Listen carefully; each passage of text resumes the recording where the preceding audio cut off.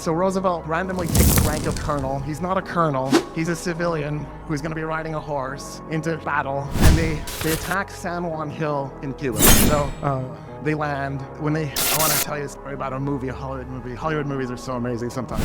Bite the Bullet. Gene Hackman. He just passed away. So I feel like we should talk about the movie too. So I'll do what the movie did because that's the education I got. Well, kind of. So I wasn't actually watching the movie. My wife was watching the movie. And I was listening to the movie and doing something else. I don't know. It's probably playing a video game, something really important. And so, but I have the movie in the background and I can hear it. And multitasking is very bad for your brain. Please don't do it. Just hardwires your brain incorrectly and you become dumber and dumber. So stop. I'm saying this is a hypocrite. So she's watching this movie and Gene Hackman goes, he's one of the Rough Riders. And he's out west. It's years later and there's the love interest and he's talking to her and he goes, it was horrible. We went up San Juan Hill and we were fighting and then the Spanish were giving us hell and they're bringing bullets down on us and we're dying. My best friend dies in my arms and we run out of ammunition and we're fighting the bayonets and breaking the bayonets off in the Spanish bodies and we're using the rifles as clubs. It's a fifth fight after a while because we break the rifles and we eventually capture the fort. And she's like impressed and I'm thinking, oh God, why are they doing this? Why?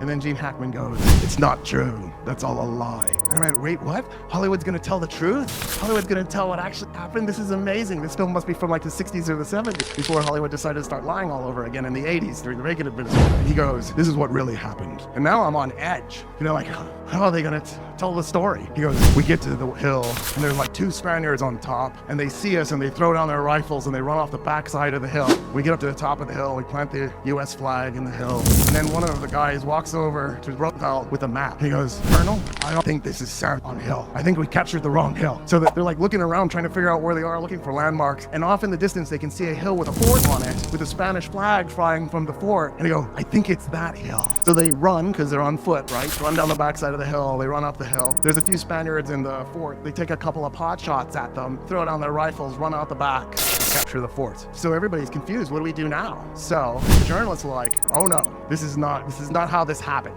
This is not okay. We have to fix this. So they go into town and they go to the morgue and they pull out some dead men from the morgue. They go back to the fort and they put them in Spanish uniforms and they put the bodies in chairs and they shoot them. And then they lay the bodies out and then they have the Rough Riders stand around holding rifles and they take pictures with all these dead Cubans in Spanish uniforms that died of other causes. And then they went to the presses with that story. Isn't that amazing? It's incredible. Thank goodness it happened a long time ago, 127 years ago. Do you think Hollywood should keep telling the truth in movies, even if the real story is less exciting than the legend?